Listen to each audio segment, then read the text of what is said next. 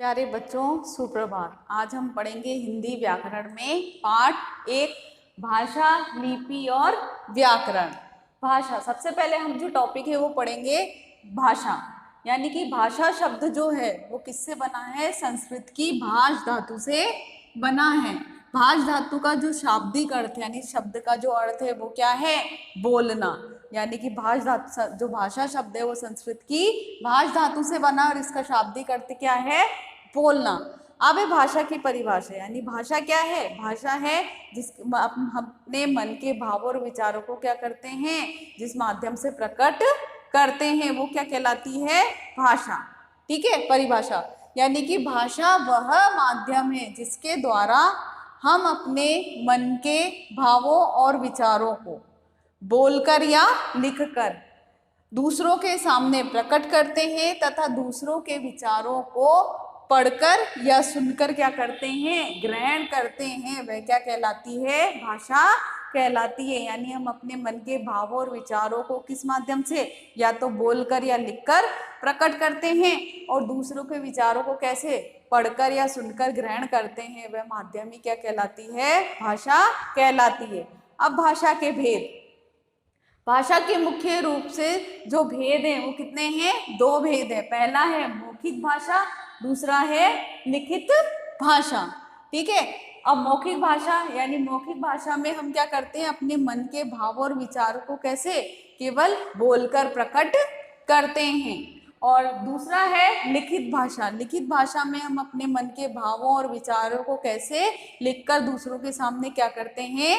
प्रकट करते हैं। ये थे भाषा के मुख्य रूप से जो 2 भेद हैं या प्रकार हैं, जो भी हैं। ठीक है।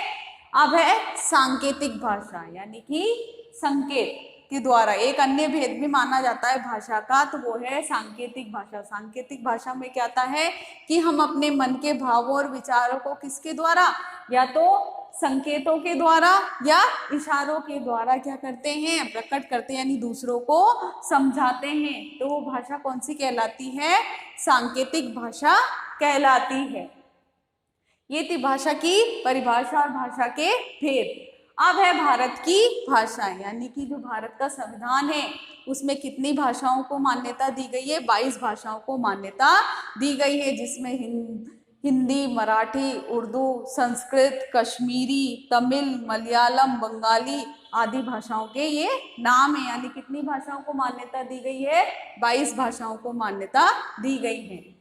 अब है मातृभाषा। मातृ शब्द का अर्थ होता है माँ। ठीक है। यानी माँ के द्वारा बच्चा जिस भाषा को सीखता है वो कौन सी भाषा कहलाती है?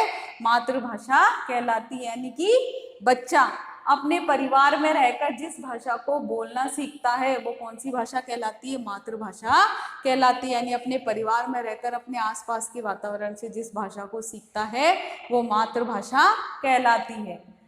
राष्ट्रभाषा। राष्ट्र शब्द का अर्थ क्या है? देश, यानी देश की भाषा। यानी कि देश के अधिकतम लोगों द्वारा, यानी देश के अधिकांश लोगों द्वारा जो भाषा बोली और क्या की जाती है? समझी जाती है, वो भाषा कहलाती है राष्ट्रभाषा। जैसे हमारी राष्ट्रभाषा क्या है? हिंदी है, क्योंकि हमारे देश का अधिकांश लोग किस भाषा को जानते हैं? हिंदी को जानते हैं और हिंदी ही बोलते और समझते हैं, इसलिए हमारी राष्ट्रभाषा क्या है? हिंदी है। फिर है राजभाषा। राजभाषा का अर्थ होता है सरकारी भाषा। यानी सरकारी विभागों में जिस भाषा में काम होता है वो भाषा कौन सी कहलाती है? राजभाषा कहलाती है। यानी सरकारी कामकाज जिस भाषा में होते हैं वो राजभाषा कहलाती है। हमारी राजभाषा भी कौन सी है? हिंदी है। भारतीय संविधान का जो अनुच्छेद 343 यानी 343 है, उसमें 14 सितंबर 1949 को जो है हिंदी को राजभाषा का दर्जा दिया गया था। तभी से जो 14 सितंबर को किसके रूप में मनाते हैं? हम हिंदी दिवस के रूप में मनाते हैं। इस तरह हमारी राजभाषा भी कौन सी है?